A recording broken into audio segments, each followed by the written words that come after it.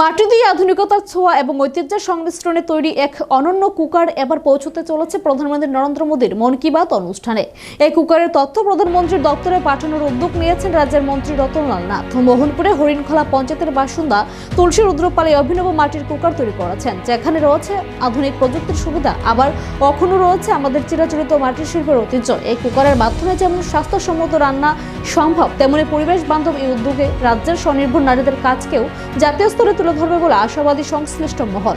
মন্ত্রী রতনলাল নাথ জানান, ত্রিপুরার মেয়েরা কিভাবে নিজেদের দক্ষতা ও সৃজনশীলতা নতুন দিশা দেখাচ্ছেন তা দেশের সামনে তুলে ধরতে এই উদ্যোগ। মাটির শিল্পে আধুনিকতার এই মেলবন্ধনে এখন রাজ্যের গণ্ডি পেরিয়ে জাতীয় স্বীকৃতির পথে।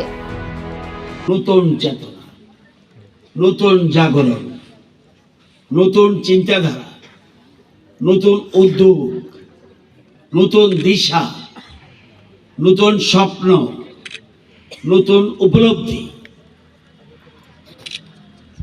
আপনারা জানেন যে মূলত গ্রামীণ ভারতে লিঙ্গভিত্তিক যে সহিংসতা ও বৈষম্যের বিরুদ্ধে লড়াই, নারীর নিরাপত্তা, তাদের মর্যাদা, তাদের অর্থনৈতিক উন্নয়ন, এই জিনিসটাকে সামনে রেখেই এই নই চেতনা শুরু হয়েছে। আপনারা জানেন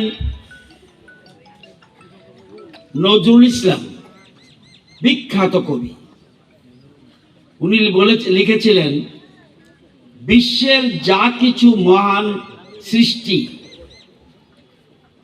এবং চিরকল্যাণকর, অর্ধেক তার করিয়াছে নারী, অর্ধেক তার নয়।